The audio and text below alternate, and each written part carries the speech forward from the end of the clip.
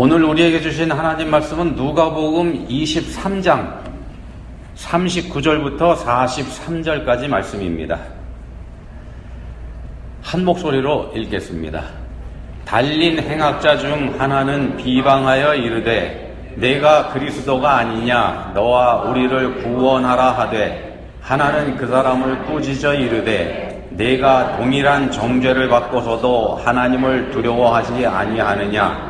우리는 우리가 행한 일에 상당한 보응을 받는 것이니 이에 당연하거니와 이 사람이 행한 것은 옳지 않은 것이 없느니라 하고 이르되 예수여 당신의 나라에 임하실 때에 나를 기억하소서 하니, 예수께서 이르시되 내가 진실로 내게 이르노니 오늘 내가 나와 함께 낙원에 있으리라 하시니라. 아멘. 우리가 믿음이 좋다, 신앙이 좋다 이런 말 우리가 종종 하죠. 믿음이 좋다, 신앙이 좋다. 이 기준을 우리가 뭘로 잡을 수 있을까요? 어떤 기준을 가지고 그런 얘기를 할 수 있을까요? 여러분은 뭘 가지고 믿음을 평가하시겠습니까? 여러 가지 의견이 있을 수 있습니다만 중요한 기준 중에 하나가 감사가 있겠죠. 감사. 이 신앙의 밑바닥에 얼마나 깊은 감사가 있는지, 이게 그 사람의 아마 신앙 실력일 수 있을 것 같습니다. 물론 우리가 다른 사람, 심지어는 자기 자신의 신앙을 평가한다는 것, 이건 사실상 불가능하긴 합니다만 어쩌면 이건 우리가 할 일이 아니고 하나님의 영역일 수도 있겠습니다만 말입니다. 감사를 하나 기준으로 꼽을 수 있고 또 다른 걸 꼽을 수 있다 그러면은 아마 용서가 있을 수 있을 것 같습니다. 베드로가 예수님께 여쭙지 않습니까? 몇 번이나 용서하여 주리이까? 7번까지 하오리이까?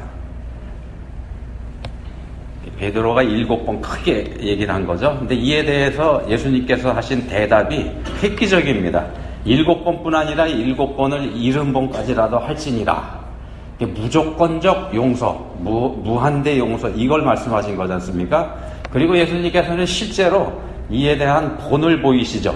십자가에 못 박히셨을 때 극심한 고통 속에서 당신을 십자가에 못 박아놓고 조롱하고 있는 무리들을 위해서 이렇게 기도하십니다. 아버지, 저들을 사하여 주옵소서. 자기들이 하는 것을 알지 못함이니이다. 자, 우리가 하는 용서, 우리의 용서는 조건적입니다. 자기 잘못을 인정하고 우리한테 용서를 구해올 때, 그때 우리는 그 사람을 용서해 줄지 말지 생각을 하게 되죠. 이게 조건적입니다. 인간적인 용서, 도덕적인 용서, 이게 전제되는 거는 잘못한 사람이 자기가 잘못했다는 걸 인정하고 용서를 구해오는 것, 이게 조건이 됩니다. 그런 조건이 있습니다. 그렇지만 기독교적인 용서, 성경적인 용서는 이거하고 차원이 다릅니다. 아버지, 저들을 사하여 주옵소서. 여기에는 아무런 전제 조건이 없다는 겁니다. 아무 조건이 없습니다. 이게 무조건적인 거고 일방적인 겁니다. 용서받을 사람이 회개하기는커녕이요, 용서받아야 될 사람이 회개하기는커녕 자기가 잘못했다는 거 알지도 못합니다. 오히려 자기가 잘하고 있다 이렇게 믿고 있는 상태입니다. 근데 그런 사람들을 향해서 용서를 선포하는 것, 이게 성경적인 용서입니다. 우리가 그렇게 용서받은 사람들이죠. 우리가 그렇게 용서받았습니다. 로마서 5장 8절에서 말씀하지 않습니까?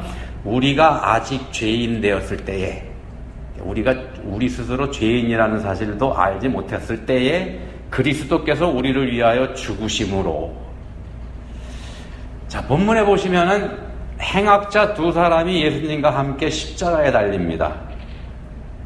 이 두 사람은 아마도 사형이 확정돼 있는 상태이었었던 것 같습니다. 십자가에서 사형을 받는 사람은 이거 누구나 다 인정하는 흉악범입니다. 그러니까 용서할 수 없는 죄인, 누구나 다 저 사람은 당연히 십자가에 달려 죽어도 될 사람, 이런 사람들이 달리는 거기 때문에 이 사람들에 대해서는 이론의 여지가 없을 겁니다. 자, 그런 자들하고 예수님을 함께 십자가에 못 박습니다. 이게 정치적인 행위입니다. 논란이 있을 수 있는 예수님의 사형을 전혀 이론의 여지가 없는 행악자 두 사람하고 함께 사형을 집행해서 일종의 물타기를 하는 거죠. 정치적인 물타기. 빌라도가 그런 계산을 한 겁니다.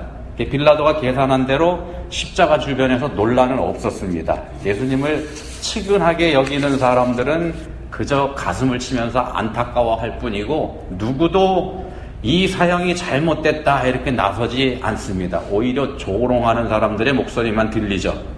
저가 남을 구원하였으니 만일 하나님이 택하신 자 그리스도이면 자신도 구원할지어다. 네가 만일 유대인의 왕이면 내가 너를 구원하라. 유대인의 왕, 빌라도가 붙인 예수님의 죄명이지 않습니까? 그러니까 반란을 일으킨 자라는 뜻이긴 합니다만 예수님이 그러지는 않았죠. 그래서 이건 사실은 빌라도가 유대인을 향해서 하는 경고이기도 합니다. 로마의 황제만이 유대인의 왕이 될 수 있다. 자, 이런 로마 총독 빌라도의 의도, 이 의도를 아는지 모르는지 유대인들은 십자가에 달린 예수님을 조롱하기에 바쁩니다. 지금 십자가에서 내려올지어다. 그리하면 우리가 믿겠노라. 자, 이 순간에요. 예수님께서 십자가에서 달려서 고통받고 있는 이 순간에 세상은 둘로 갈라집니다. 십자가 앞에서 예수님을 조롱하고 있는 쪽이 한 부류고요. 다른 하나는 멀찌감치 서서 가슴치며 애태우는 무리들. 이렇게 둘로 우리가 구분해 볼 수 있습니다. 십자가에 예수님을 가운데 두고 이렇게 세상이 둘로 갈라집니다. 근데 십자가 위에서도 마찬가지입니다. 십자가 위에서도 가운데 서 있는 십자가의 예수님의 십자가 가운데 서 있죠. 그리고 양쪽에 두 행악자, 강도짓을 하다가 붙잡혀서 모든 사람의 저주를 받는 두 사람이 예수님을 사이에 두고 한 사람은 오른쪽, 한 사람은 왼쪽 이렇게 매달려 있습니다. 자, 이 두 사람이 전혀 다른 반응을 보이죠. 여기서도 둘로 갈립니다. 명절에는 사형 집행하지 않는 게 규례입니다. 그래서 6월절 명절을 바로 앞에 두고 있기 때문에 적어도 이번 6월절에는 이 두 사람의 생명이 끝날 일은 사실은 없었습니다. 빨라야 명절 지나고 나서죠. 그렇습니다만 상황이 돌변해 버렸습니다. 예수라는 사람이 사형을 당하게 되면서 덩달아 끌려 나와서 앞당겨진 죽음을 당하고 있는 사람들이 이 사람들입니다. 두 행악자. 십자가에 박히고 고통이 심해져 올 때 이래저래 세상이 원망스러운 이 사람들 입에서 어떤 말이 나올까요? 이래저래 세상이 원망스러운 사람들인데 보나마나 욕만 나오겠죠. 욕을 하되 고래고래 소리를 지르고 희한한 욕을 다 해댈수록 어쩌면 자기들 고통이 덜어질 수도 있으니까 그걸 기대하면서 온갖 욕설을 쏟아냅니다. 마태복음, 마가복음에 보시면은 이렇게 기록을 합니다. 함께 십자가에 못 박힌 자들도 예수를 욕하더라. 싸잡아서 욕해버립니다. 이게 다만 본문, 우리가 살펴보는 본문이 누가복음인데 누가복음에서만은 그 중에 한 강도의 심경이 변한 것, 이걸 증거합니다. 고통스러워서 욕설을 퍼붓고 있던 한 강도가 자신의 실상을 인정하게 되죠. 자신의 실상을 인정하게 됩니다. 41절입니다. 본문 41절. 우리는 우리가 행한 일에 상당한 보응을 받는 것이니 이에 당연하거니와 이 사람이 행한 것은 옳지 않은 것이 없느니라. 자, 이 행악자가 막상 죽음의 문턱에 섰을 때 이제 곧 죽을 거지 않습니까? 자기가 곧 죽을 거라는 사실에 눈을 떴을 때 이 사람은 자신의 앞에 펼쳐질 미래를 생각하게 됩니다. 저주하면서 욕설을 퍼붓던 걸 멈추게 되죠. 그리고 이제 곧 자기 눈앞에 곧 닥칠 현실, 죽음. 이 죽음 앞에서 깨닫게 됩니다. 잠시 멈추고. 내가 동일한 정죄를 받고서도 하나님을 두려워하지 않느냐? 하나님을 두려워하지 아니하느냐? 하나님이 두렵다는 생각을 하게 된 거죠. 이렇게 갑자기 심경이 변한 이유가 뭘까요?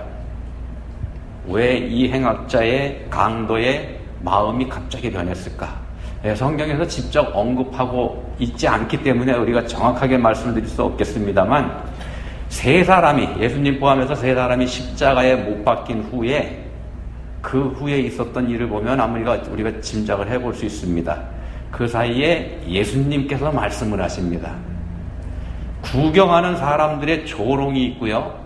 두 행악자의 욕설이 퍼지고 있는 그 가운데서 예수님이 기도하시죠. 이렇게 기도하십니다. 아버지, 저들을 사하여 주옵소서. 자기들이 하는 것을 알지 못함이니이다. 이 행악자가 욕설을 퍼붓다가요, 자기처럼 매달려서 자기처럼 고통을 받고 있음에도 불구하고 자신과는 다른 예수님을 보게 됩니다. 자기는 나쁜 짓만 하면서 살았다는 사실에까지 눈을 뜨게 되고요. 이렇게 여기까지 눈을 뜨게 되면 그 다음에 어떻게 될까요?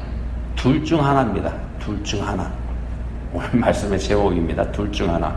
더 소리를 높여가면서 고래고래 예수님까지 싸잡아서 욕설을 퍼붓든지 아니면 자신의 죄를 인정하고 받아들이든지 둘 중 하나입니다. 자, 계속 욕설을 하는 것, 이건 교만한 심판자로 그냥 남아있는 거고, 자신의 죄를 인정한다 그러면 이건 자기 자신을 낮추는 겸손이 됩니다. 이렇게 두 강도가 전혀 다른 반응 보이지 않습니까? 한 사람이 한 가지씩 맡아서 합니다. 예수님께서 이방 땅인 두로 지방에 가셨을 때 거기서 이방 여인 수로보니게 여인을 만난 적이 있습니다. 그 여인이 예수님에게 이런 말을 하죠. 수로보니게 여인이 예수님에게 한 말입니다. 여자가 이르되 주여 올소이다마는 개들도 제 주인의 상에서 떨어지는 부스러기를 먹나이다. 귀신 들린 어린 딸에게서 귀신을 쫓아내달라고 예수님께 부탁드렸을 때 예수님이 냉정하게 거절하셨지 않습니까? 그러면서 이렇게 말씀하십니다. 자녀의 떡을 취하여 개들에게 던짐이 마땅치 아니하니라. 너는 개다. 그런 말씀하신 거죠.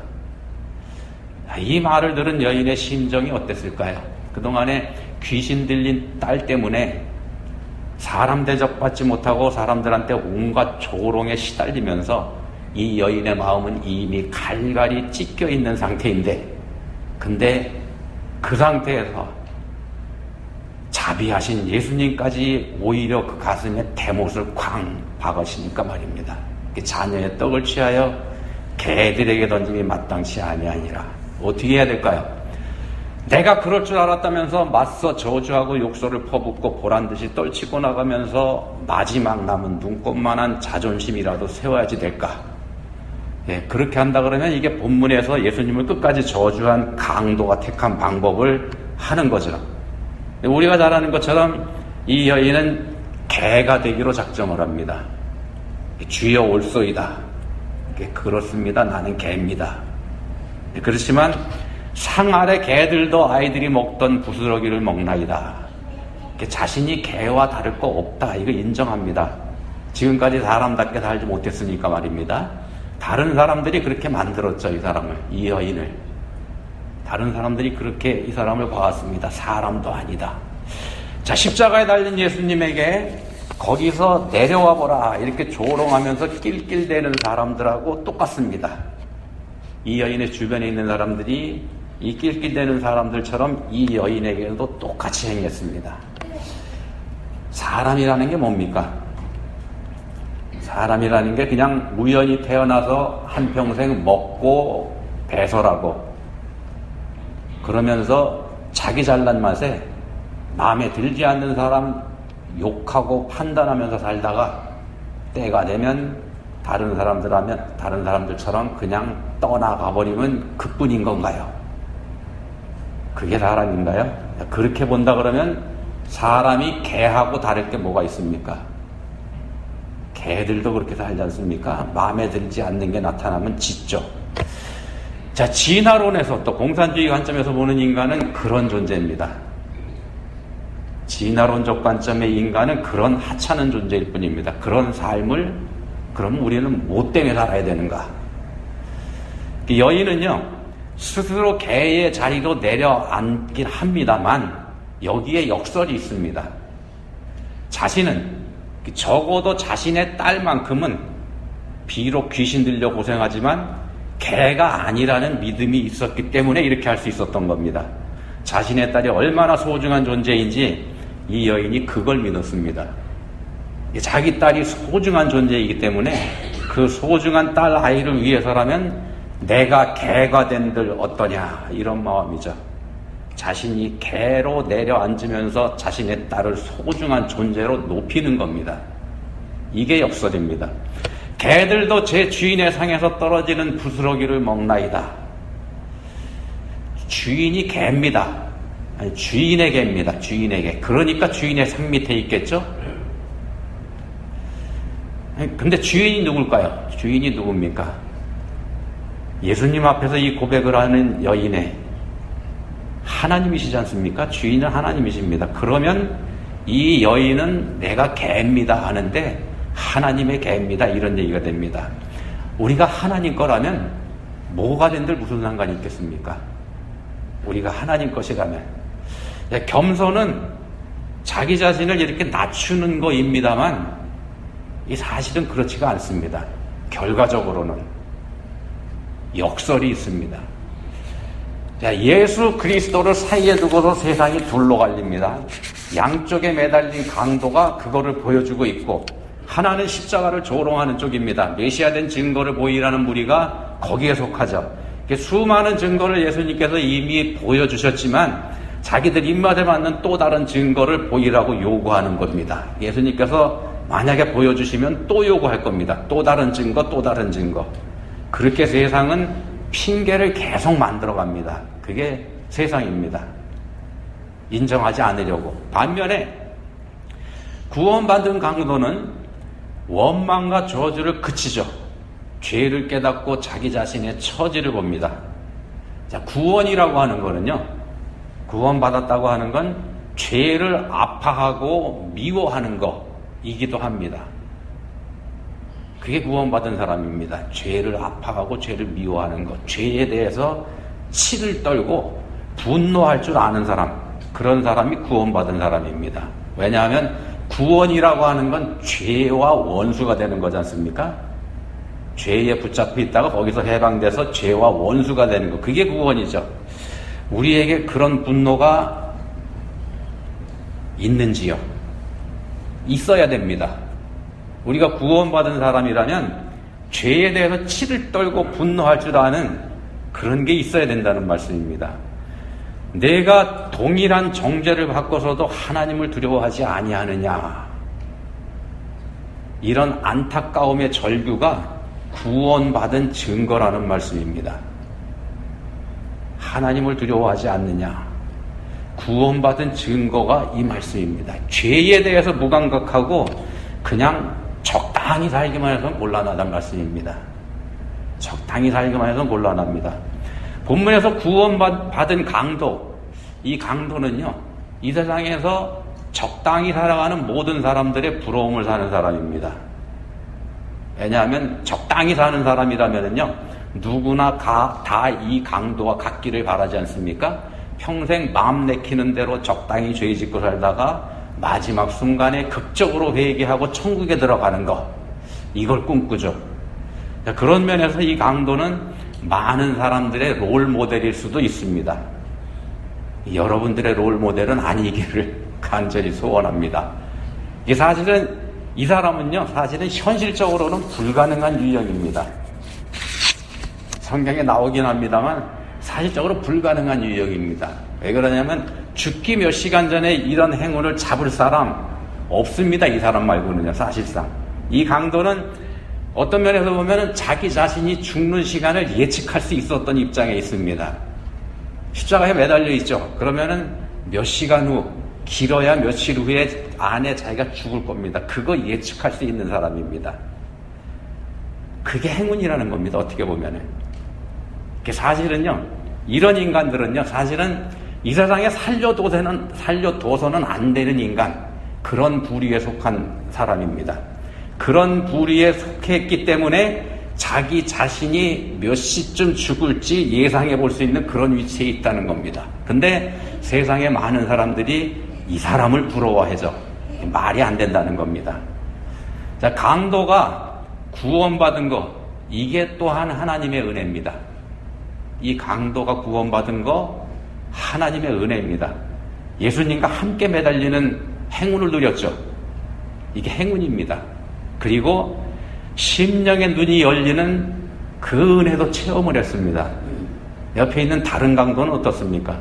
그냥 육신의 눈으로만 예수님 보고 육신의 고통만 생각하면서 그냥 육신 안에 머물고 있지 않았습니까? 성경에서 두 사람을 함께 보여주는 이유입니다. 자, 구원받은 강도 예수님에게 이렇게 고백합니다. 예수여, 당신의 나라에 임하실 때에 나를 기억하소서.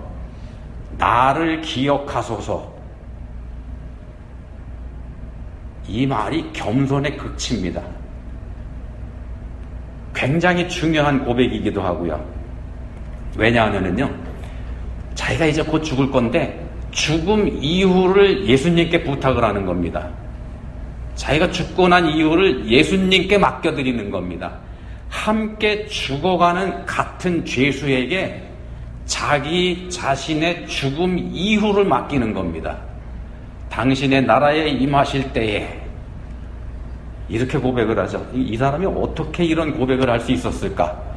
이거 가만히 생각해 보면요, 불가사의입니다. 이건 불가사의라고 밖에는 설명이 안 됩니다.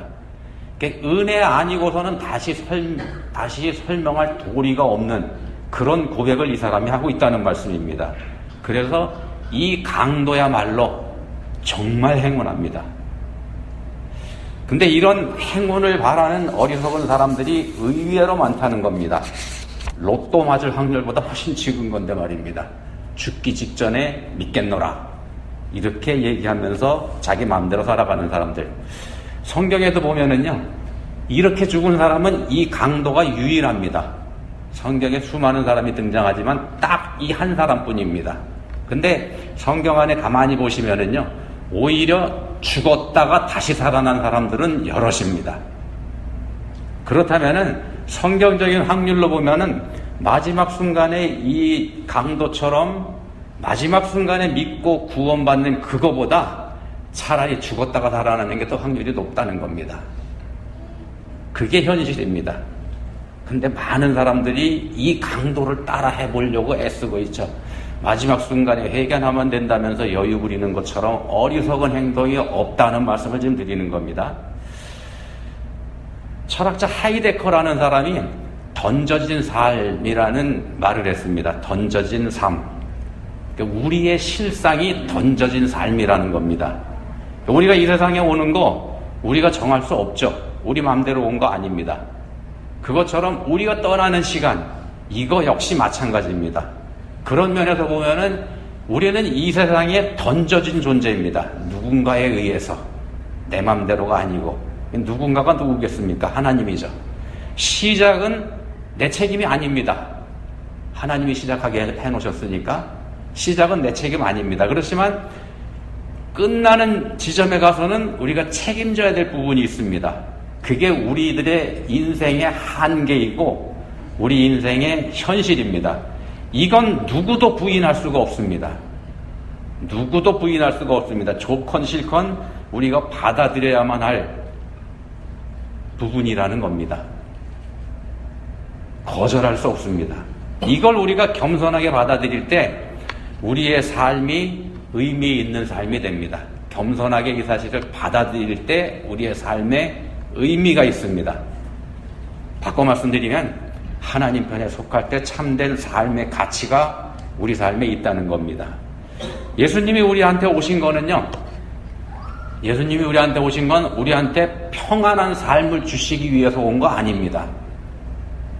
우리를 평안하게 잘 먹고 잘 살게 해주시려고 그것 때문에 오신 거 아니라는 겁니다.